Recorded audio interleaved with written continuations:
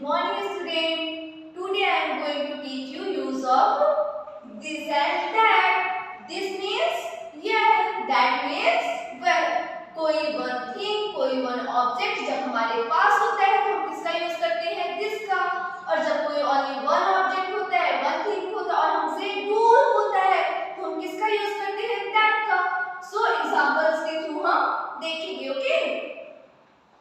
First picture में क्या है? कैट। तो कैट कहाँ है? हमारे पास है। तो fill in the blanks is a cat. Cat कैट है यहाँ पे, कैट के पास में है तो किसका यूज करेंगे? दिस का, ओके?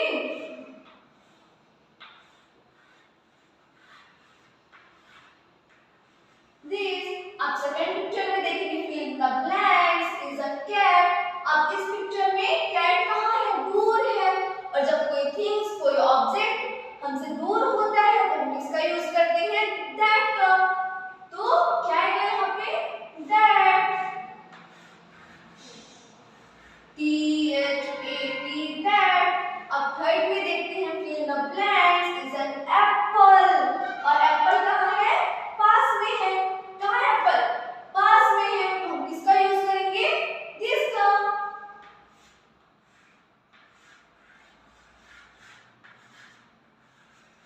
अब नेक्स्ट एग्जांपल देखते हैं fill in the blanks is an apple. और इसमें कहाँ है एप्पल? वो दूर है ना तो हम किसका यूज करेंगे? दैट का। That spelling THAT, that, okay? ऐसे हमारे पास बहुत सारी थिंग्स है जो हमारे पास होंगी तो हम बोलेंगे दिस, और जो हमसे दूर होंगी तो हम क्या बोलेंगे? दैट। जैसे ये बुक है तो बुक क्या है? हमारे पास है तो हम क्या बोलेंगे? This is a book. अब जब ये हमसे दूर होगी तो हम क्या बोलेंगे? दैट। तो आपके घर में बहुत सारी चीजें होंगी जो आपके पास में होंगी तो आप क्या बोलोगे? This is a book, this is a fan. बहुत सारे एग्जांपल। और जो आपसे दूर होगा तो आप क्या करोगे? क्या बोलोगे? That is a book, that is a fan, that is a sun. Sun क्या है? दूर है ना हमसे, ओके? तो आपको बहुत सारे ऐसे प्रैक्टिस करनी है वर्ड्स की और उसको अपने कॉपी में राइट करना है और लर्न भी करना है, okay? Thank you. Hello class, today we are going to discuss about the cylinder shape. Cylinder shape basically एक 3D शेप होता है। कल हमने 2D शेप के बारे में डिस्कस किया था जिसमें हमारा ट्रायंगल, क्वाड्रिलेटरल, जिसमें कि स्क्वायर एंड रेक्टेंगल आते हैं। उसके बाद pentagon, hexagon, heptagon, octagon, नोनागन, decagon को हमने डिस्कस किया था। आज हम 3D शेप पे आते हैं। 3D शेप में मैंने आपको क्यूब और क्यूबॉइड क्लास में करवाया था, लेकिन अभी आज हम सिलेंडर शेप डिस्कस करते हैं। सिलेंडर शेप बेसिकली एक 3D शेप होता है जिसमें 3 डायमेंशन होते हैं। 3 डायमेंशन एज यू नो, जिसमें लेंथ, ब्रेथ, आइदर हाइट और वॉल्यूम प्रेजेंट होगा। तो इसमें हमारा यहाँ पे L for length, B for breadth and V for volume present है। Same as in this cylinder shape there is a two flat surfaces. You can see that this is a flat surface and just opposite of this surface you can see that this is also a flat surface, and both flat surfaces are comes together with this curved surface. This surface is called curved surface. Cylinder shape के इस surface को curve surface कहते हैं, इस surface को और इस surface को हम फ्लैट सरफेसेस कहते हैं। दोनों के दोनों फ्लैट सरफेस क्या होंगे? बेसिकली इस कर्व सरफेस से जुड़े हुए होते हैं, टुगेदर होते हैं। ये दो पैरेलल सर्कुलर बेस है, ये इसका बेस है और ये बेस है। ये दोनों फ्लैट सरफेस बेसिकली सिलेंडर के बेस होते हैं। ये दोनों बेस, इस बेस और ये बेस कर्व सरफेस से क्या होते हैं? जुड़े हुए होते हैं। इसके अलावा इस शेप में कोई भी एजेस और वर्टिसेस नहीं होते हैं। क्यों? क्योंकि इसमें बेसिकली जो फ्लैट सरफेसेस है एकदम से फ्लैट होते हैं, जिसका अर्थ इसमें एजेस और वर्टिसेस नहीं है। सेम है। इसका वेरी गुड एग्जांपल क्या होता है? कोई भी आप बॉटल लीजिएगा, इधर सबके घर पे सिलेंडर होता है जिससे कि हम खाना बनाते हैं। You can see the cylinder shape. उस सिलेंडर पे एक ऊपर फ्लैट सरफेस होगा और एक नीचे फ्लैट सरफेस होगा और बीच पे स्फेरिकल टाइप का सरफेस बना होगा। तो स्फेरिकल टाइप में ऊपर वाला जो फ्लैट सरफेस होगा और नीचे वाला फ्लैट सरफेस दोनों एक दूसरे से एडजॉइंट होते हैं। You can see this is a flat surface and this is a flat surface और बीच में ये स्फेरिकल सरफेस है। इसके अलावा अब कप लीजिएगा जिसमें टी कप जो होता है, tea cup is a very good example of the cylinder shape. Also as well as glass is a very good example of the cylinder shape. You can see that this is the face, this is also called curved surface. This is the face, this is also called the curved flat surfaces, and this is the parallel and adjoint with the curved surface. Thank you class. Tomorrow we will discuss about another shape. Thank you. Hello class. Today we are going to discuss about robotics technology from chapter 42 of the GK book, which is based on robotic technology. Robotics technology basically, in the sense we can say that robotic technology is robot is a particular machine which is made for a particular work. Robotics क्या होते हैं? Robot बिना किसी default के, बिना किसी fault के अपने वर्क को बहुत ही इफिशिएंसी के साथ, बहुत ही ज़्यादा एक्यूरेसी के साथ करने में कैपेबल होते हैं। रोबोटिक टेक्नोलॉजी बेसिकली इंजीनियरिंग के फील्ड में आते हैं, इंजीनियर्स इसे मेक करते हैं पर्टिकुलर वर्क के हिसाब से। और robotics technology in the sense देखकर से बहुत सारे मैक्सिमम फील्ड्स पे हम रोबोटिक टेक्नोलॉजी का यूज़ करते हैं, बिकॉज रोबोटिक टेक्नोलॉजी के बेनिफिट्स बहुत ज़्यादा हैं। ये सबसे पहले तो ह्यूमन बीइंग के वर्कलोड को कम करता है। जहाँ पे ह्यूमन बीइंग बहुत सारे रिसोर्सेज के साथ बहुत ज़्यादा टाइम लेके किसी भी काम को करेगा, उस पर भी उसकी 100% एक्यूरेसी नहीं रहेगी, जबकि रोबोटिक टेक्नोलॉजी बेसिकली बहुत ही कम रिसोर्सेज के साथ मैक्सिमम एक्यूरेसी के साथ और without taking too much time में अपने वर्क को बहुत ही अच्छे से हैंडल कर पाता है। और एज वेल एज ऐसा काम जो बहुत ही पॉसिबल टाइप के उन्हें रोबोटिक टेक्नोलॉजी पॉसिबल बनाती है। रोबोटिक टेक्नोलॉजी का फर्स्ट हम यूज जान लेते हैं मेडिकल के फील्ड पे। मैनी ऑपरेशन चल रहा था रोबोटिक्स, बिकॉज बहुत से क्रिटिकल ऑपरेशन ऐसे होते हैं जिसमें ह्यूमन के द्वारा कहीं पे भी डीप मार्क या फिर कट लगने की चांसेस होते हैं, लेकिन रोबोटिक टेक्नोलॉजी पे ऐसा नहीं है। रोबोटिक टेक्नोलॉजी 100% एफिशिएंट होती है। सेकंड, हम इसे वॉर्स के फील्ड में बहुत ज़्यादा यूज करते हैं। आज के टाइम में सबसे ज़्यादा इसे सिक्योरिटी के फील्ड पे, वॉर्स के टाइम पे जहाँ ह्यूमन बीइंग का डिस्ट्रक्शन बहुत ज़्यादा होता है, उनके लिविंग का डेंजर बहुत ज़्यादा होता है, ऐसे पे हम अपने सोल्जर्स को वॉर्स पे नहीं ले जा सकते, ऐसे में रोबोटिक टेक्नोलॉजी का यूज़ करते हैं। रॉकेट्स में, मिसाइल्स के सारी टेक्नोलॉजी रोबोटिक टेक्नोलॉजी पर डिपेंडेंट है। थर्ड बार हम इसका यूज़ करते हैं टेलीकम्युनिकेशन पे। आईटी सेक्टर में इसका सबसे ज़्यादा यूज है, क्योंकि किसी भी चीज़ को एज अ रिप्रेजेंट करने के लिए हम रोबोटिक टेक्नोलॉजी पे उसका 3D एनिमेशन के थ्रू उसका विजुअलाइजेशन करके हम उसे बहुत आसानी से कर सकते हैं। और इसके इन द सेंस आगे हम इसे ड्रोन कैमरा में भी कह सकते हैं। Drone camera in the sense हम किसी भी पिक्चर को ऊपर से अप साइड से डाउन साइड पे लेने की प्रोसेस होती है, उसके कैमरे के सेंस पे हम रोबोटिक टेक्नोलॉजी को बहुत अच्छे से कर पाते हैं, जो कि ह्यूमन बीइंग उसे लेने में अनेबल होता है। थर्ड होता है इसका बहुत से डांसिंग टाइप में, एज वेल एज एजुकेशन के फील्ड में भी रोबोटिक टेक्नोलॉजी का आज के टाइम पे वो फैशन पे आ गया। रोबोटिक टेक्नोलॉजी के थ्रू हम घर पे बैठ के इजीली कहीं भी एज यू नो किसी भी टीचर से आप एजुकेशन को गेट कर सकते हो, किसी भी टीचर से एजुकेशन ले सकते हो। मेडिकल के फील्ड पे, इंजीनियरिंग के फील्ड पे, मैकेनिक्स के फील्ड पे, कंप्यूटर्स के फील्ड पे एंड आईटी सेक्टर के फील्ड पे, इंडस्ट्री के फील्ड पे, आप किसी भी फील्ड पर रोबोटिक्स टेक्नोलॉजी का यूज बढ़ते जा रहा है।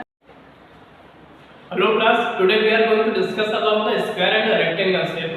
Basically both are the quadrilaterals, both have the four sides, but major difference is the property differentiation. So we are trying to understand what is the square and what is the rectangle. So as you know in the last class I teach you that what is the triangle. Triangle which is made with 3 sides and 3 corners, that is called triangle. Triangle which is referred to 3 in quantity, that is called triangle. So today we are going to discuss about the square and the rectangle. Basically square एक particular shape होता है जिसपे 4 sides होती है, and rectangle भी ऐसे ही shape होता है जिसपे 4 साइड्स होती है। और जैसा कि मैंने बताया था, एज यू नो जितनी साइड्स होंगी उतने ही कॉर्नर होंगे। सेम एज अगर 4 साइड्स हैं तो कॉर्नर भी कितने होंगे? 4 होंगे। सेम इस पे अगर 1 2 3 4 साइड्स है तो कॉर्नर कितने होंगे? बेसिकली कॉर्नर होता है जहाँ पे 2 साइड्स आके मीट करती हैं, जहाँ पे 2 साइड्स आके एक दूसरे को इंटरसेक्ट करती हैं। This particular point is called the corner. Like this side and this side meet here, so this is called the corner. 1 2 3 4 corner in the sense we can say the corner. 1 2 3 4 1 2 3 4 so this is a square shape and this is a rectangle shape. You can see that both picture have the 4 sides, 1 side 2 side 3 side and 4 side. Rectangle में भी same ही है, 1 side 2 side 3 side and 4 side. लेकिन basically major difference होता है दोनों की properties का। Properties का क्या डिफरेंस होता है? बेसिकली स्क्वायर की सारी साइड्स क्या होती हैं? इक्वल होती हैं। स्क्वायर की सारी साइड्स इक्वल होती हैं, जबकि रेक्टेंगल की आमने सामने की अपोजिट साइड्स इक्वल होती हैं। इस साइड के जस्ट अपोजिट ये साइड इक्वल होगी इस साइड के जस्ट अपोजिट ये साइड इक्वल होगी, जबकि स्क्वायर पे ये स्क्वायर पे सारी की सारी साइड इक्वल होगी।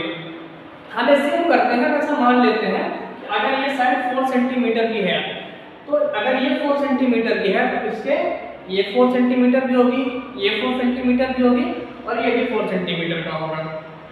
इसमें भी हम देख लेते हैं रेक्टेंगल पे क्या प्रॉपर्टी है कि इसकी अपोजिट साइड इक्वल होती है। इन द सेंस अगर ये 8 सेंटीमीटर है, इसका जस्ट अपोजिट ये भी 8 सेंटीमीटर होगा। अगर ये 2 सेंटीमीटर है, दैट मींस इसका जस्ट अपोजिट ये भी 2 सेंटीमीटर का होगा। इसमें 4 साइड्स होती हैं, 4 साइड से पहले इसमें 4 कॉर्नर्स भी होते हैं और दोनों में बेसिकली प्रॉपर्टी का डिफरेंस होता है। प्रॉपर्टी में क्या डिफरेंस होता है? इसका बेसिकली सारी साइड्स इक्वल होती है और इसकी अपोजिट साइड्स इक्वल होती है। Okay, thank you class. Tomorrow we will learn about another shape.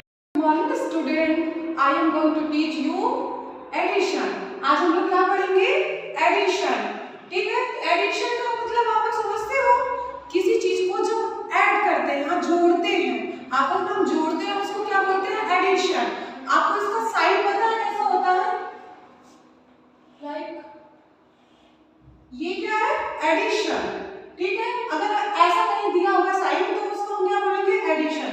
Addition का मतलब जोड़ते हैं। कैसे जोड़ते हैं? जैसे हमारे पास ये क्या है? डस्टर, और ये हमारे पास क्या है? बुक। तो अब हमारे पास ये जो जितना भी सामान है, तो अभी इस हाथ में है और एक इस हाथ में और एक इस हाथ में है, ठीक है। लेकिन अगर हम इनको एक साथ अपने पास रखेंगे तो मेरे पास कितनी चीज हो गई? 2 हो गई ना, 2 हो गई। तो ये क्या हो गया? ऐड हो गया ना, 1 और 1 क्या हो गया? ऐड हो गया। ऐसे हमारे पास चौक है, इस हाथ में कितनी चौक है? 1 चौक। इस हाथ में कितनी चौक है? 2 चौक। तो 2 चौक और इस चौक को हम 2 चौक के साथ रख दिए, तो क्या हो गया? ऐड कर दिया। अब काउंट करने में कितना आ जाएगा हमारे पास? 1 2 3। यही क्या होता है? हमारा एडिशन। एडिशन का मतलब समझ लो आप लोग कि हम किसी चीज को ऐड करते हैं, जोड़ते हैं, है ना। वो हमारे पास चीजें बढ़ती जाती है, ज्यादा होती जाती है, ठीक है। तो अब हम देखते हैं जैसे नंबर्स के बारे में। ये नंबर, डिजिट नंबर लिखे हुए हैं, इसको हम कैसे करते हैं? तो सबसे पहले ये क्या लिखा हुआ है? यहाँ पे क्या राइट किया हुआ है? 5। ऊपर क्या है? सबसे पहले 5 और उसके 5 के नीचे क्या है? 2। 5 के नीचे क्या है? 2। और ये हमारा साइन क्या लगा हुआ है? एडिशन का, ऐड करने का। तो हम इसमें क्या करेंगे? इसको जोड़ेंगे, ऐड करेंगे। तो सबसे पहले हम ये जो 5 है ऊपर ना, तो 5 को पहले हम क्या करेंगे? इसको चेक कैसे करेंगे कि हमको कितना होता है 5? तो सबसे पहले हम क्या करेंगे? लाइन ड्रॉ कर देंगे यहाँ पे। तो 5 राइट किया हुआ है, तो हम कितनी लाइन ड्रॉ करेंगे? सबसे पहले 5 1 2 3 4 5 लाइन ड्रॉ किया। क्यों किया? कि सबसे पहले ऊपर क्या राइट किया हुआ? मतलब 5, तो हम 5 लाइन ही ड्रॉ करेंगे। अब नीचे क्या राइट किया हुआ है? 2 है ना, तो कितनी लाइन ड्रॉ करेंगे? 2। तो 1 2। अब देखो यहाँ पे राइट था 5, हमने 5 लाइन ड्रॉ कर लिया। यहाँ कितना था? 2, तो हमने 2 लाइन ड्रॉ कर लिया।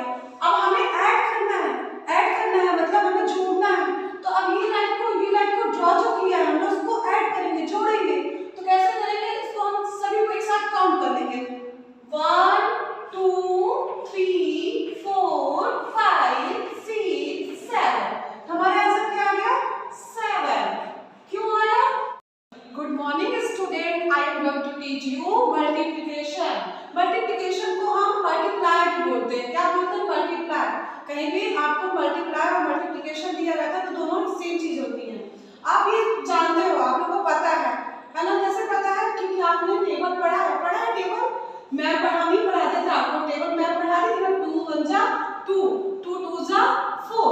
ये क्या है? Multiplication table. ऐसे हम मल्टीप्लिकेशन करते कैसा वो आपको हम बता रहे हैं, ठीक है। सबसे पहले देखो ये साइन जो दिया है, देखो यहाँ पे जो टेबल है ना, टेबल में भी सेम चीजें लिखा हुआ है और यहाँ पे हमने ये साइन बनाया हुआ है।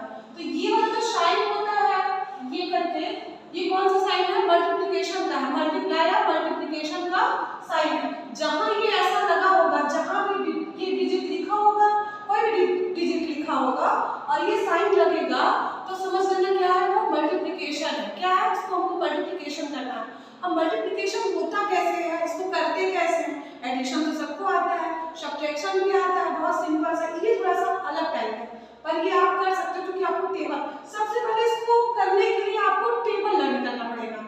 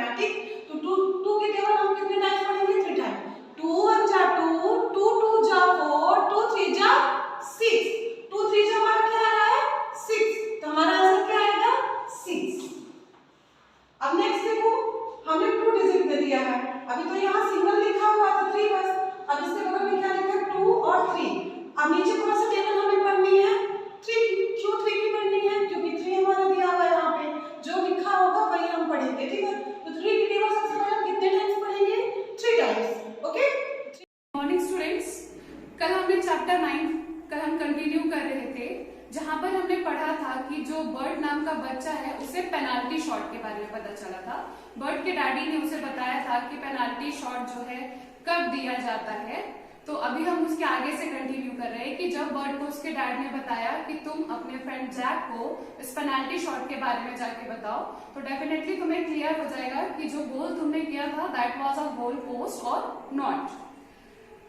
अब बर्ड बोल रहा है यहाँ पे that sounds a good idea said bird. Bird ने कहा कि आपने जो मुझे आइडिया दिया है वो बहुत ही अच्छा है। Why don't you go and tell Jack about it said mom. Bird की मॉम ने कहा कि तुम इसे जाकर जैक को क्यों नहीं बताते हो। I bet you will be friends again in 5 minutes. और बर्ड की मॉम ने कहा कि इस गोल के बारे में जान के तुम दोनों वापस से फ्रेंड्स बन जाओगे। Bird was suddenly cheerful. Bird जो है सडनली मीन्स तुरंत, चीयरफुल हो गया। चीयरफुल का मीनिंग होता है feeling happy. Short penalty shot का आइडिया सुनते ही बर्ड जो है वो खुश हो गया। He dashed out to the park next door. Dashed means होता है कहीं भी बहुत ही क्विकली जाना, to go somewhere very quickly। तो वो बहुत ही जल्दी फास्ट दौड़ता हुआ अपने घर के डोर के बाहर गया। He hoped Jack and the rest of his friends would still be there। और उसे लगा कि बाहर अभी भी उसके फ्रेंड्स और जैक जो है अभी भी वहां पर होंगे। Sometimes parents can be quite clever, though Bert as he ran towards the footballers। कभी कभी क्या होता है कि पेरेंट्स का चुप रहना बहुत अच्छा होता है कि उन्होंने फ्रेंड्स के बीच में इंटरफेयर नहीं किया बर्ट और जैक के बीच में, और उन्होंने अपने बेटे को एक अच्छा सजेशन भी दे दिया और बर्ट जो है अपने फ्रेंड्स के पास वापस चला गया। So here this chapter finish. So you have to learn these 2 word meanings as a homework. Thank you. Good morning student. आज हम लोग संज्ञा के बारे में पढ़ेंगे कि संज्ञा क्या होती है, संज्ञा किसे कहते हैं। तो उसकी परिभाषा क्या है। किसी व्यक्ति, वस्तु, स्थान या भाव के नाम को संज्ञा कहते हैं। किसी व्यक्ति, वस्तु, स्थान या भाव के नाम को संज्ञा कहते हैं।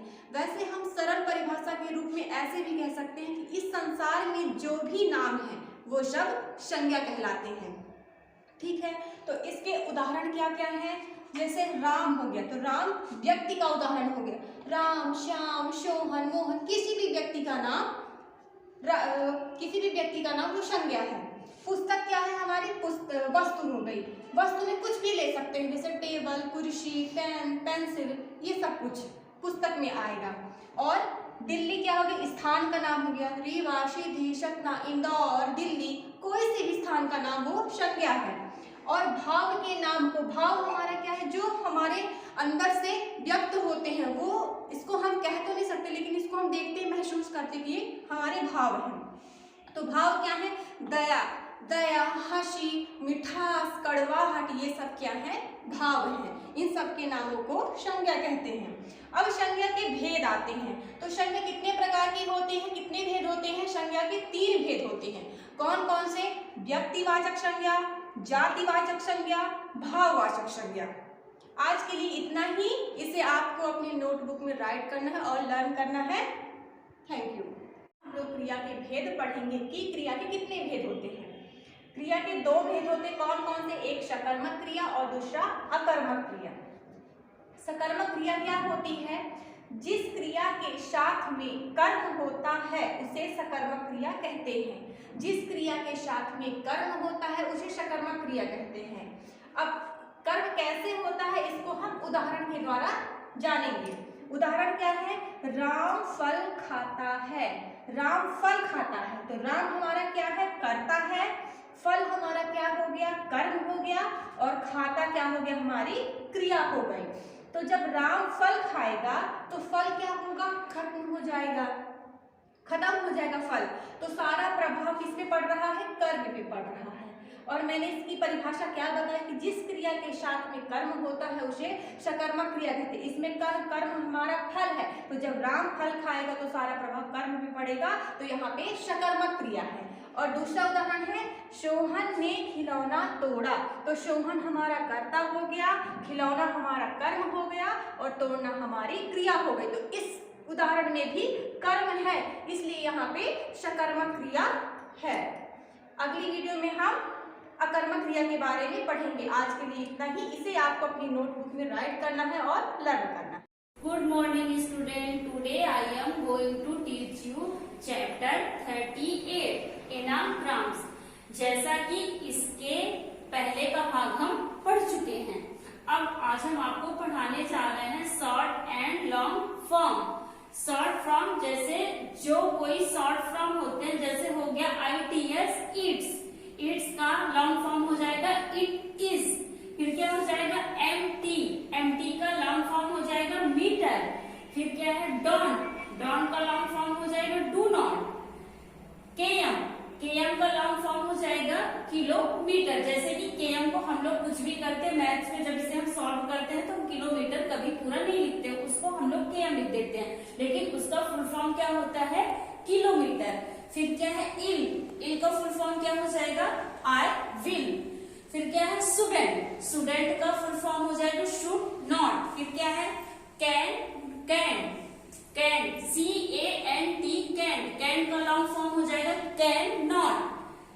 LT, LT का फुल फॉर्म हो जाएगा लीटर। Thank you. इसे आपको अपनी कॉपी में राइट करना है और लर्न करना है। आज हम लोग क्रिया के बारे में पढ़ेंगे कि क्रिया क्या होती है। तो क्रिया क्या है? जहाँ किसी कार्य का करना या होना पाया जाता है उसे क्रिया कहते हैं। जैसे मैं पढ़ा रही हूँ तो पढ़ाना क्या है? क्रिया है। उदाहरण खाना, पीना, सोना, नहाना आदि जो भी कार्य हम करते हैं। अगर हम बैठे हैं तो बैठना भी क्रिया है, अगर हम उठते हैं तो उठना भी क्रिया है। मतलब कि जो भी कार्य हम करते हैं वो सब क्या है? क्रिया होती है।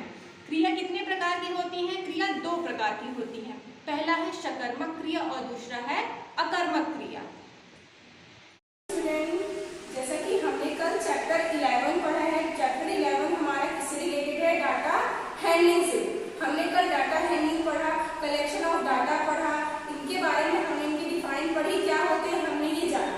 उसी से रिलेटेड कैसे क्वेश्चन आ सकते हैं आज हम वो पढ़ेंगे। जैसे हमारा फर्स्ट क्वेश्चन है the number of student coming to school. कितने बच्चे स्कूल आ रहे हैं, तो कैसे आ रहे हैं? जैसा कि हम देखते भी हैं, हम खुद ही आते हैं स्कूल तो हम देखते हैं कि कुछ बच्चे बस से आ रहे हैं, कुछ बच्चे वैन से आ रहे हैं और जो कुछ बच्चे हैं वो पैदल चल के आ रहे हैं। तो वही तो हमारा क्वेश्चन भी है कि बाय बस इज, बस से कितने बच्चे आ रहे हैं हमें वो बताना है। हमने लिखा हुआ है कि बस से इतने बच्चे आ रहे हैं, वैन से इतने बच्चे आ रहे हैं और पैदल चल के कितने बच्चे आ रहे हैं। बस हमें उन्हीं को काउंट करना है और लिखना है। फर्स्ट बाय बस इज, हमें काउंट करना है कि बस से कितने बच्चे आ रहे हैं। जैसे 1 2 3 4 5 6 7 8।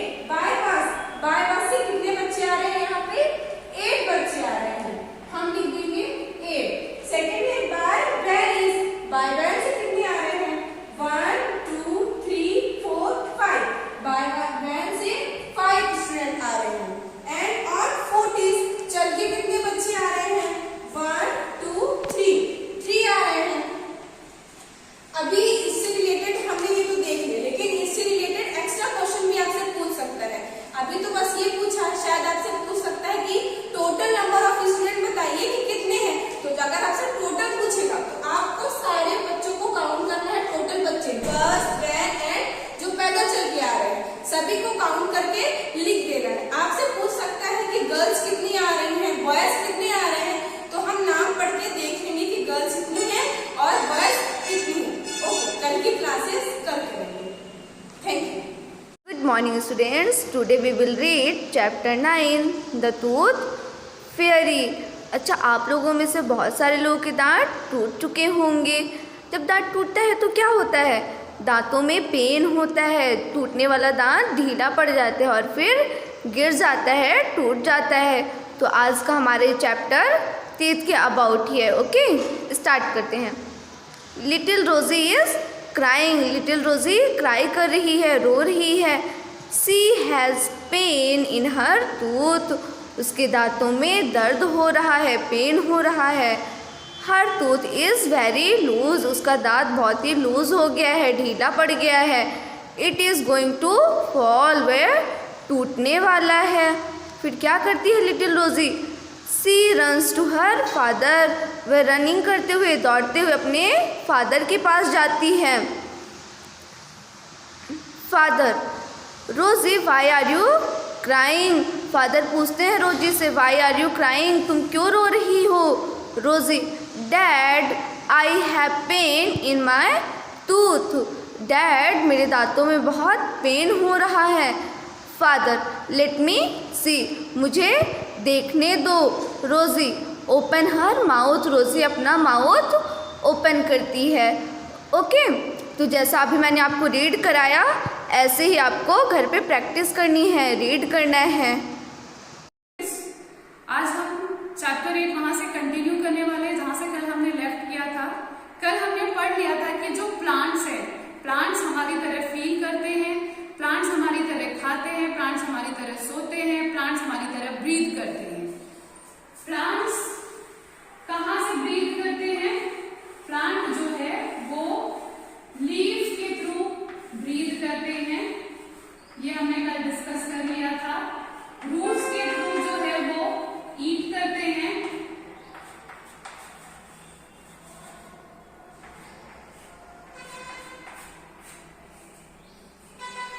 और जो पानी पीते हैं तो हम उन्हें जो पानी देते हैं वो सॉइल के थ्रू वो पानी मिलता है प्लांट्स को। अब आज हम उसके आगे कंटिन्यू कर रहे हैं कि रोजी को ये पता चल गया कि प्लांट्स हमारी तरह ही लिव करते हैं, तो रोजी ने अपनी मॉम को थैंक यू कहा। रोजी ने कहा कि मॉम थैंक यू, आपने मुझे बहुत कुछ बता दिया प्लांट्स के बारे में। I shall never give them pain, अब मैं उन्हें कभी पेन नहीं दूंगी, पेन यानी कि दर्द होता है। I shall always love them and take care of them, मैं हमेशा उन्हें प्यार करूंगी और उनका ध्यान रखूंगी। Mother, yes that's like a good child, now I shall tell you a very strange thing about plants. तो रोजी की मदर ने कहा कि ये एक बहुत ही अच्छे गुड चाइल्ड की तरह तुम रिस्पॉन्ड कर रही हो, और अब मैं तुम्हें एक बहुत ही स्ट्रेंज यानी कि जो चीज नॉर्मल नहीं होती या जो हमें पता नहीं होता है, अनएक्सपेक्टेड होता है, तो मैं तुम्हें एक ऐसी बात बताने जा रही हूँ जिसे सुन के तुम शायद शॉक्ड हो सकती हो, तुम्हारे लिए बहुत ही वो बात न्यू होगी। रोजी ने कहा tell me mom. Mother, some plants eat flesh, अब रोजी की मदर बता रही कि कुछ प्लांट्स जो हैं वो फ्लैश खाते हैं। जैसे हमें तो ये पता है कि प्लांट्स को हम जो भी पानी देते हैं या जो भी खाद देते हैं, पानी के थ्रू वो ड्रिंक करते हैं और सॉइल के थ्रू उन्हें फूड मिलता है, लेकिन उसके अलावा कुछ प्लांट्स ऐसे होते हैं जो फ्लैश खाते हैं। फ्लैश यानी कि मांस होता है, कीड़े मकोड़ों का मांस। दे Hunt for their food, plants क्या करते हैं अपने फूड को ढूंढते हैं। हंट मीन्स होता है ढूंढना।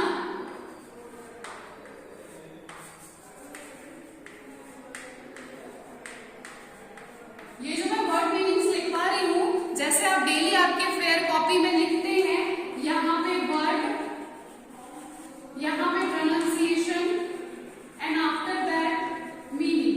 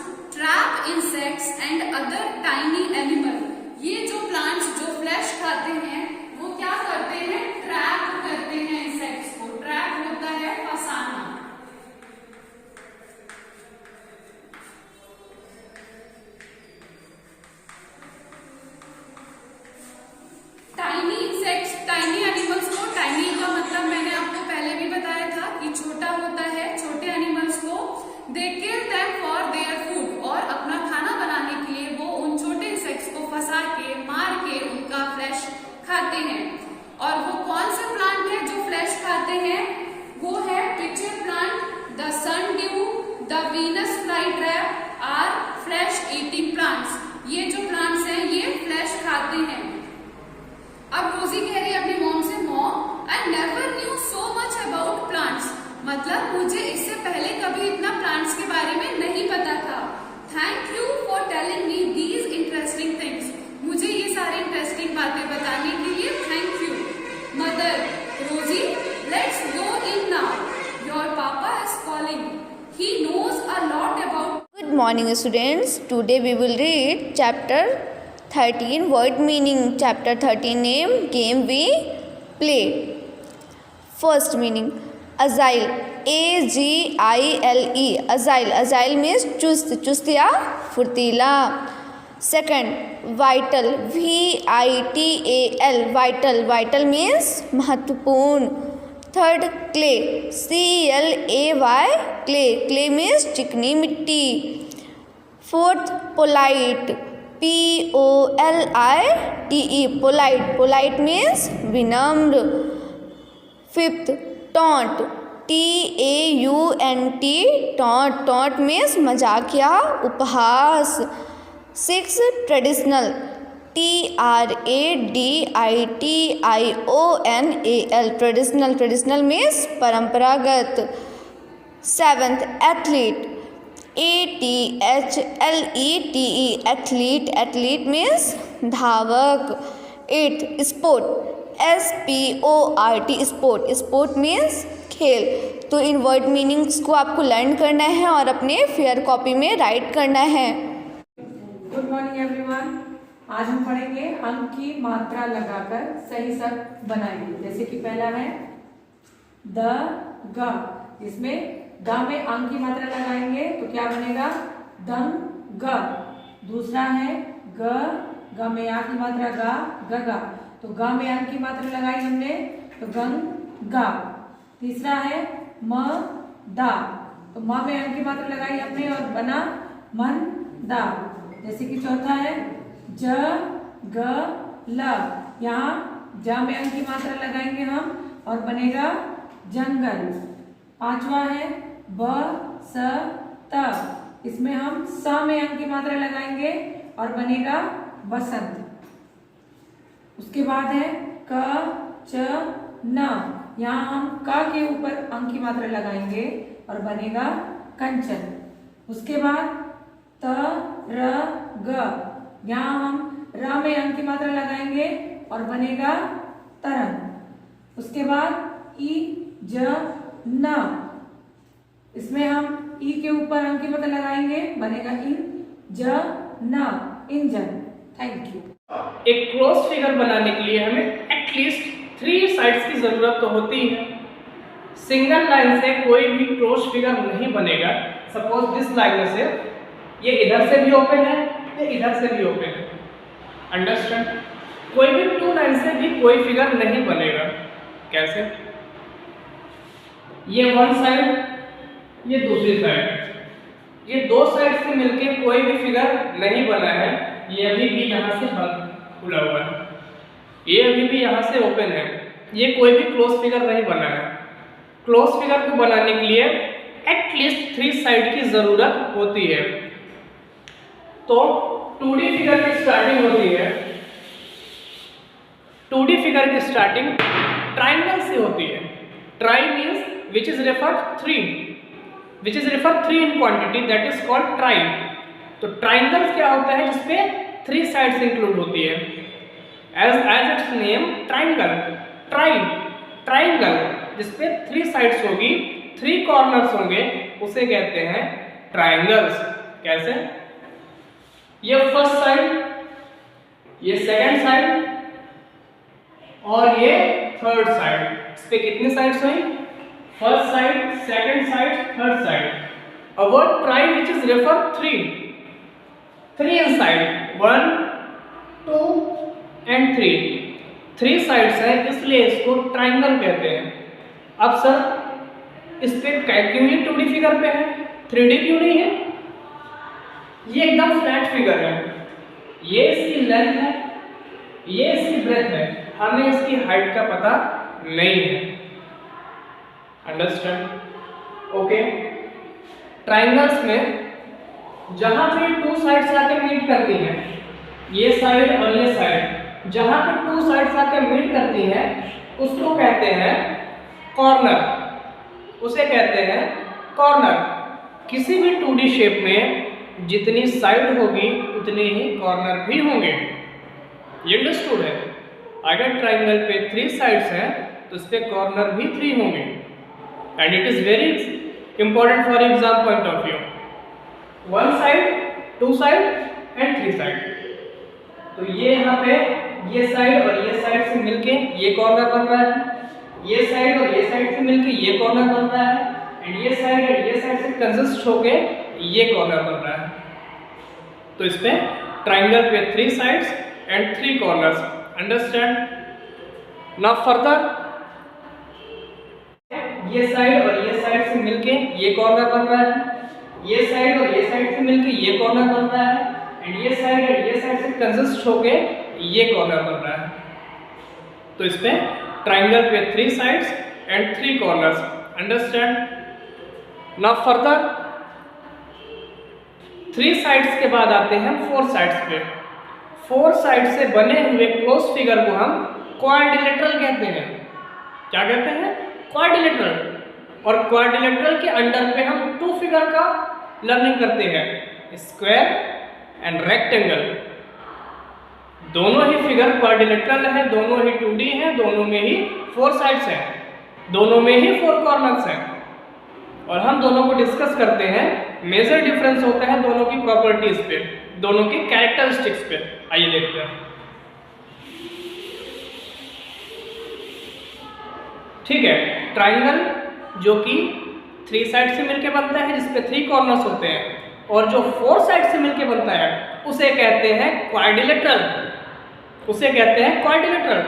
और क्वाड्रिलेटरल पे 2 फिगर आते हैं, देखते हैं।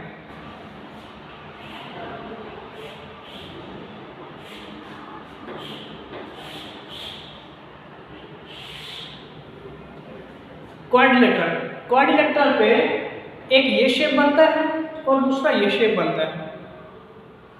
फर्स्ट वाला ये जो शेप है इसे कहते हैं स्क्वायर, इसे कहते हैं स्क्वायर। और ये जो सेकंड शेप है इसे कहते हैं रेक्टेंगल। दोनों में ही 4 साइड्स हैं, दोनों में ही 4 कॉर्नर्स हैं। As you know, you can see 1 side, 2 side, 3 side and 4 side. और रेक्टेंगल में भी 1 side, 2 side, 3 side and 4 side.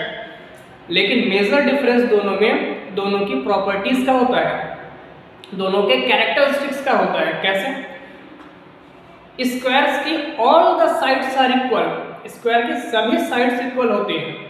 Suppose हमें अगर एक साइड गिवन है, हमें अगर ये वाली साइड गिवन है कि ये 4 सेंटीमीटर की है, तो ये अंडरस्टूड है, it is very well understood, if this side is 4 centimeter, so all the sides of this square must be in 4 centimeter. Understand? अगर ये 4 सेंटीमीटर है तो ये भी 4 सेंटीमीटर, ये भी 4 सेंटीमीटर और ये भी 4 सेंटीमीटर का होगा, इसमें कोई डाउट नहीं है। स्क्वायर की सारी साइड्स इक्वल होती हैं, it is must and it is very important for exam point of view. अगर हमें 1 साइड गिवन है तो हम इसका पेरीमीटर भी निकाल पाएंगे। पेरीमीटर क्या होता है? मैंने बताया था, सारी की सारी बाउंड्रीज का सम, किसी भी पर्टिकुलर शेप की सारी बाउंड्रीज का सम उसका पेरीमीटर होता है। कैसे? अगर ये 4 सेंटीमीटर है, ये भी 4 होगा, ये भी 4 होगा, ये भी 4 होगा, तो क्या हम सारी बाउंड्रीज का सम नहीं अंडरस्टैंड कर पाएंगे? डेफिनेटली करेंगे। 4 2 8, 4 3 12, 4 4 16, इसका पेरीमीटर 16 सेंटीमीटर होगा। It is very well understand. And second, इसका एरिया भी मेजरमेंट कर पाएंगे। इसकी एक साइड के लेंथ से हम इसका एरिया भी मेजरमेंट कर देंगे। कैसे? ये 4 है तो ये भी 4 होगा, और एरिया क्या होता है? As you know, length into breadth. तो 4 4 16 इसका पेरीमीटर भी होगा, 16 इसका एरिया भी होगा। ठीक है, अब हम आते हैं रेक्टेंगल पे। रेक्टेंगल की बेसिक प्रॉपर्टी ये है, इसकी अपोजिट साइड इक्वल होती है। जैसे स्क्वायर की ऑल साइड्स इक्वल होती है, बट रेक्टेंगल में अपोजिट साइड इक्वल होती है। Listen, if this side is 8 centimetre, ठीक है, और ये साइड 2 सेंटीमीटर है, तो ये अंडरस्टैंड है कि अगर ये 8 सेंटीमीटर का है तो इसका ऊपर जस्ट अपोजिट भी 8 सेंटीमीटर होगा। ये अगर 2 सेंटीमीटर का है तो इसका ये अपोजिट साइड भी 2 सेंटीमीटर होगी। ओके, फिर हम इसका पेरीमीटर भी मेजर कर पाएंगे, सारी बाउंड्रीज का सम। हम इसका एरिया भी मेजरमेंट कर पाएंगे, लेंथ इनटू ब्रेथ। तो इसका पेरीमीटर क्या हो जाएगा, 8 2 जा 16, 2 2 जा 4, 16 + 4 = 20। और इसका एरिया क्या हो जाएगा, लेंथ इनटू ब्रेथ, 8 2 जा 16। अंडरस्टैंड। अब हम आते हैं 5 साइड से बनने वाले फिगर को। 5 साइड से कोई भी फिगर कैसे बनता है, और ये आ सकता है आपके एग्जाम पे, आपको ड्रॉ करने के लिए आ सकता है कि 5 साइड से बनने वाले फिगर को क्या कहते हैं और हम कैसे बनाते हैं। 3 साइड से बनने वाले फिगर को ट्राइंगल, 4 साइड से बनने वाले फिगर को क्वाड्रिलेटरल, और 5 साइड से बनने वाले फिगर को पेंटागन। 5 साइड से बनने वाले फिगर को पेंटागन कहते हैं। कैसे बनेगा,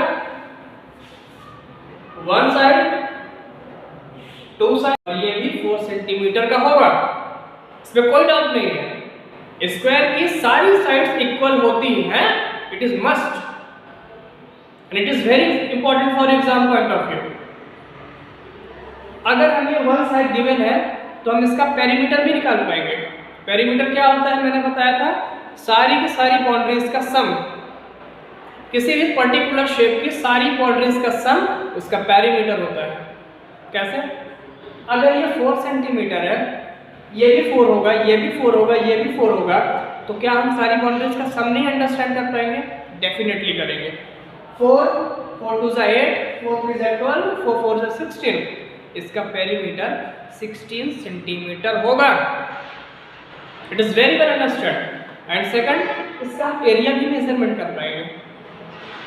इसकी एक साइड के लेंथ से हम इसका एरिया भी मेजरमेंट कर देंगे। कैसे, ये 4 है तो ये भी 4 होगा, और एरिया क्या होता है, as you know, length into breadth. तो 4 4 जा 16 इसका पेरीमीटर भी होगा, 16 इसका एरिया भी होगा। ठीक है, अब हम आते हैं रेक्टेंगल पे। रेक्टेंगल की बेसिक प्रॉपर्टी ये है, इसकी अपोजिट साइड इक्वल होती है। जैसे स्क्वायर की ऑल साइड्स इक्वल होती है, बट रेक्टेंगल में अपोजिट साइड इक्वल होती है। Listen, if this side is 8 centimetre,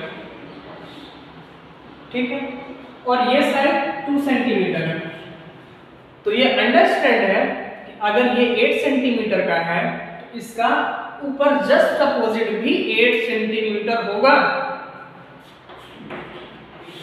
ये अगर 2 सेंटीमीटर का है तो इसका ये अपोजिट साइड भी 2 सेंटीमीटर होगी। ओके, फिर हम इसका पेरीमीटर भी मेजर कर पाएंगे, सारी बाउंड्रीज का सम। हम इसका एरिया भी मेजरमेंट कर पाएंगे, लेंथ इनटू ब्रेथ। तो इसका पेरीमीटर क्या हो जाएगा, 8 2 जा 16, 2 2 जा 4, 16 + 4 = 20। और इसका एरिया क्या हो जाएगा, लेंथ इनटू ब्रेथ, 8 2 जा 16। अंडरस्टैंड। अब हम आते हैं 5 साइड से बनने वाले फिगर को। 5 साइड से कोई भी फिगर कैसे बनता है, और ये आ सकता है आपके एग्जाम पे, आपको ड्रॉ करने के लिए आ सकता है कि 5 साइड से बनने वाले फिगर को क्या कहते हैं और हम कैसे बनाते हैं। 3 साइड से बनने वाले फिगर को ट्राइंगल, 4 साइड से बनने वाले फिगर को क्वाड्रिलेटरल, और 5। Good morning class. आज मैं सुनीता विलियम्स के एक्सपीरियंसेस शेयर करूंगा, जो उन्होंने स्पेस पे अपने एक्सपीरियंसेस को शेयर किया था। वो एक इंटरव्यू दे रही थी स्कूल पे, तो उन्होंने अपने एक्सपीरियंस को शेयर किया कि जब वो स्पेस में थी और उन्होंने बहुत मैक्सिमम टाइम तक मोर देन 6 मंथ उन्होंने स्पेस पे अपने स्पेंड किए थे। उन्होंने कुछ अपने एक्सपीरियंसेस शेयर किए थे and it is also very important for exam point of view because question is definitely giving you that what was the experience of Sunita Williams in the space. तो उन्हीं के बारे में हम थोड़े बहुत उसका ओवरव्यू डिस्कस करेंगे बस कि उन्होंने क्या क्या एक्सपीरियंसेस वहाँ पे शेयर किए थे। बेसिकली सुनीता ने सबसे पहले वहाँ पे ये फाउंड किया कि वहाँ पे ग्रेविटी बिल्कुल भी नहीं थी। ग्रेविटी क्या होती है मैंने बताया था और मैं एक्सप्लेन कर रहा हूँ। ग्रेविटी एक तरह का फोर्स होती है जो चीज़ों को अपनी तरफ खींचती है और बेसिकली सरफेस पे या अर्थ पे अपनी तरफ पुल करती है। स्टेबिलिटी के लिए ग्रेविटी का होना बहुत आवश्यक है। इसका सबसे बड़ा एग्जाम्पल क्या है, मैं एक कोई थिंग लेता हूँ, मैंने ये डस्टर लिया और मैं इसको होल्ड कर रहा हूँ। अगर मैं इसको ड्रॉप कर दूँ तो डेफिनेटली नीचे आएगा। Why? It is the gravitational force. इसको कौन खींच रहा है अपनी तरफ? अगर मैं इसको ड्रॉप कर रहा हूँ तो ये यहीं पे क्यों नहीं स्ट्रक होता है? ये स्ट्रक नहीं होगा, ये ड्रॉप हो जाएगा। क्यों ड्रॉप हो जाएगा? क्योंकि सरफेस ग्रेविटेशनल फोर्स इस पे लगा रही है। सरफेस का ग्रेविटेशनल फोर्स इसके फोर्स से ज़्यादा है जिस कारण से ड्रॉप होकर नीचे आ रहा है। तो सुनीता ने अपने एक्सपीरियंसेस ये शेयर किए थे कि जब वो स्पेस पे थी तो वो अपने स्पेस पे कंटिन्यू फ्लोट कर रही थी। स्पेस पे वो लोग एक जगह बैठ नहीं पाते थे, स्पेस पे वो कंटिन्यू खड़े नहीं रह पाते थे, स्पेस पे वो कंटिन्यू फ्लोट करते रहते थे। अपनी स्पेसशिप में एक कॉर्नर से सेकंड कॉर्नर तक वो कंटिन्यू फ्लोट करते रहते थे, उड़ते रहते थे। अगर उन्हें कभी रुकना भी होता था तो उन्हें कोई रॉड पकड़ के वहाँ पे टाइट करना होता था खुद से, तब जाके वो कहीं पे टाइट हो पाते थे और स्टेबल हो पाते थे। उन्होंने दूसरा एक्सपीरियंस शेयर किया कि उन्हें कॉम्स की ज़रूरत नहीं होती थी।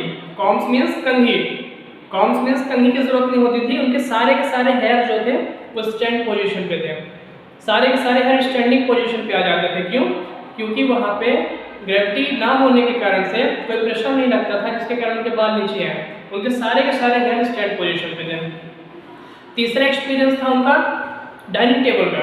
तीसरा एक्सपीरियंस था कि जब वो खाने बैठते थे तो उनके सारे के सारे फूड पैकेट्स जो थे, फूड के जो पैकेट्स थे वो फूड के पैकेट्स फ्लोट करते रहते थे और वो उस फूड पैकेट्स को पकड़ पकड़ के और खाते थे।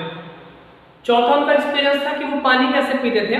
वो वहाँ पे जब वो वाटर को ड्रॉप करते थे तो वो वाटर की जो वाटर था वो बबल्स के फॉर्म में, बैलोब्स के फॉर्म में वो फ्लोट करता रहता था। तो क्योंकि वाटर ड्रॉप करने पे वो सरफेस पे नहीं आता था, वाटर को ड्रॉप करने पे वहीं पे वो बबल्स के फॉर्म में तैरता रहता था। तो वो क्या करते थे, बबल्स को ऐसे कैच करते थे, बबल्स को भी पानी को कैच करके और एक गीला कपड़ा लेके गीले कपड़े को उस पर वेट करते थे, गीला कपड़ा लेते थे और उसको वेट करके अपने फेस को क्लीन करते थे। अगला उनका एक्सपीरियंस था कि ऊपर से देखने पे अर्थ की विजुअलाइजेशन कैसी आती है। तो अर्थ की विजुअलाइजेशन आती है, अर्थ ऊपर से देखने पे ब्लू इन कलर का दिखता है बिकॉज अर्थ का 70% of the surface consist from the water, more than 70% I can say, more than 70% of the surface consist of water, water से कंसिस्ट है जिस कारण से ऊपर की विजुअलाइजेशन ब्लू कलर की आती है। इस कारण से अर्थ को ब्लू प्लैनेट भी कहते हैं। अर्थ का सेकंड नेम ब्लू प्लैनेट भी है और इसे ब्लू प्लैनेट इसलिए कहते हैं क्योंकि ऊपर से देखने पे वाटर के, सी वाटर और ओशियन वाटर के कारण इसका ब्लू कलर की विजुअलाइजेशन आती है। ये सारे एक्सपीरियंसेस उन्होंने शेयर किए थे सुनीता विलियम्स ने। Thank you, that we will meet tomorrow and you also revise the topic page number 101 from the EVS book and it is very important for exam point of view. We will meet tomorrow. Thank you. आज हम math subject में क्या पढ़ने जा रहे हैं? Back counting. अभी तक हम लोग क्या पढ़े हैं? काउंटिंग। अब आज हम क्या पढ़ेंगे? Back counting. बैक काउंटिंग में सबसे पहले क्या, काउंटिंग जब हम पढ़ते हैं तो उसमें हम कहाँ से स्टार्ट करते हैं? 1 से। लेकिन जब हम बैक काउंटिंग पढ़ते हैं तो उसमें हम कहाँ से स्टार्ट करते हैं? 100 से। 100, 99, 98, 97, 96, 95, 94, 93, 92, 91, 90, 89, 88, 87, 86, 85, 84, 83, 82, 81, 80, 79, 78, 77, 76, 75, 74, 73, 72, 71, 70, 69, 68, 67, 66, 65, 64, 63, 62, 61, 60, 59, 58, 57, 56, 55, 54, 53, 52, 51, 50, 49, 48, 47, 46, 45, 44, 43, 42, 41, 40, 39, 38, 37, 36, 35, 34, 33, 32, 31, 30, 29, 28, 27, 26, 25, 24, 23, 22, 21, 20, 19, 18, 17, 16, 15, 14, 13, 12, 11, 10, 9, 8, 7, 6, 5, 4, 3, 2, 1. Thank you. आपको इसको लर्न करना है और कॉपी में राइट करना है। स्टूडेंट, आज हम क्या पढ़ने जा रहे हैं? सब्जेक्ट इंग्लिश में बॉडी पार्ट्स नेम मीन्स हमारे बॉडी के जितने भी पार्ट्स हैं हम उनके अलग अलग नेम पढ़ने जा रहे हैं। फर्स्ट आपका क्या है? E Y E, E Y E, eye means आंख, दिस इज आई। सेकेंड आपका क्या है? E A R, this is ear, this is ear, E A R, ear means कान। थर्ड आपका क्या है? N O S E, nose, this is nose, nose means नाक। Fourth आपका क्या है? L I P S, lips, this is lips. H A N D, this is hand, H A N D, hand. Thank you. Same as homework, आपको इसको आज learn करना है। Morning student, आज हम लोग स्वर की मात्राएं पढ़ेंगे। स्वर कितने होते हैं? स्वर 11 होते हैं। और कौन कौन से होते हैं? छोटा आ, बड़ा आ, छोटी ई, बड़ी ई, छोटा ऊ, बड़ा ऊ, री ऋषि, ए ओ, अंग, अह। ये क्या है? हमारे स्वर हैं। तो अंग और अह स्वर नहीं है, उन्हें अयोग वा कहते हैं। अब आज हम लोग स्वर की मात्राएं पढ़ रहे हैं। तो मात्राएं क्या है? छोटा की मात्रा, बड़ा की मात्रा, छोटी की मात्रा, बड़ी की मात्रा, छोटा ऊ की मात्रा, बड़ा ऊ की मात्रा, री ऋषि की मात्रा, ए की मात्रा, ए की मात्रा, ओ की मात्रा, औ की मात्रा, अंग की मात्रा और आहा की मात्रा। इसे आप लोग को अपनी नोटबुक में राइट करना है और लर्न करना है। Good morning, student. Today I am going to teach you table. आज हम लोग क्या करेंगे? टेबल। तो आपको 2 की टेबल आती है, 3 की भी टेबल आती है, 4 की भी आती है, 5 को आपको 5 की भी आती है, मुझे पता है, लेकिन कुछ लोगों को नहीं आ रही है। उसको आज हम रिवीजन करेंगे, ठीक है? तो सबसे पहले आज हम टेबल किसके पढ़ रहे हैं? 5 के। Now start.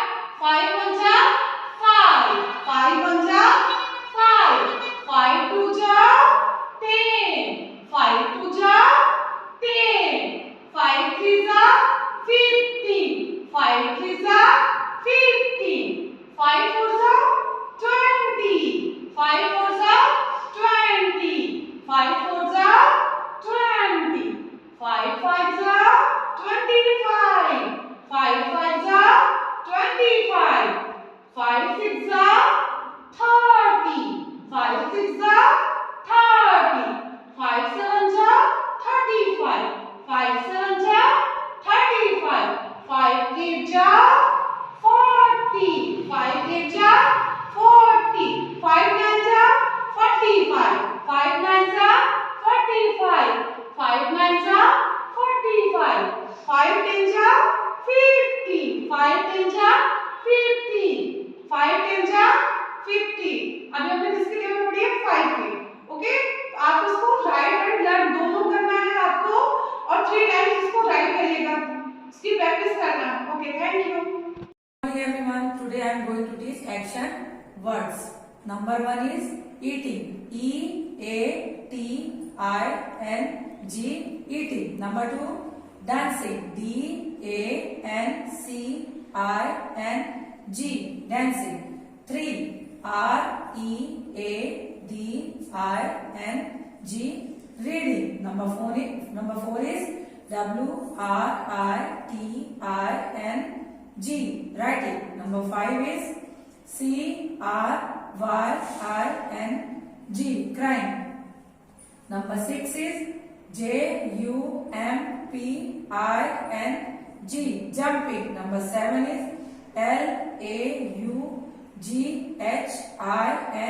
Laughin, eating, खाना, dancing, डांस करना, reading, पढ़ना, writing, लिखना, crying, रोना, jumping, कूदना, laughing, हंसना.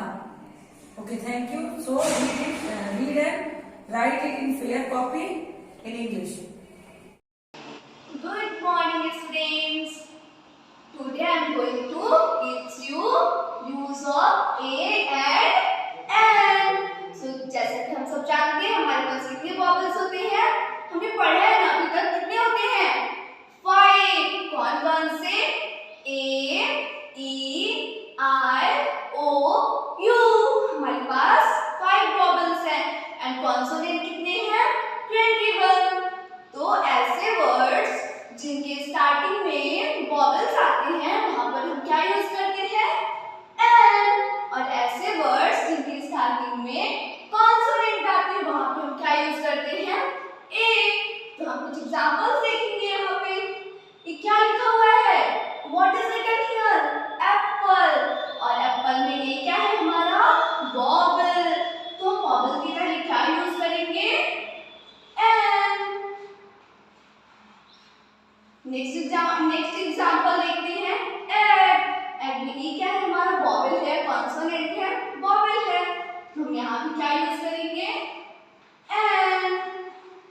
नेक्स्ट एग्जांपल देखते हैं. ऑरेंज. ऑरेंज में वो क्या है हमारा? वॉवल है. तो यहाँ पे भी क्या आएगा? एन. नेक्स्ट देखते हैं. हैन. हैन तो वैसे भी सभी ने देखा होगा ना. Okay. H for hen. H क्या है हमारा? कॉन्सोनेंट है. तो हम यहाँ पे क्या राइट करेंगे? ए. नेक्स्ट क्या हमारा? बैग. बी क्या है? वॉवल है या कॉन्सोनेंट है? क्या है? कॉन्सोनेंट है क्या? वॉवल या कॉन्सोनेंट क्या है? कॉन्सोनेंट. तो हम इसमें यहाँ पे क्या यूज करेंगे? ए. और पेन क्या है? P for pen. कॉन्सोनेंट. तो यहाँ पे क्या आएगा? ए.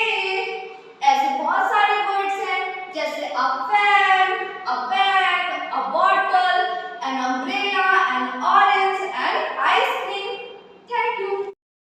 Good morning student.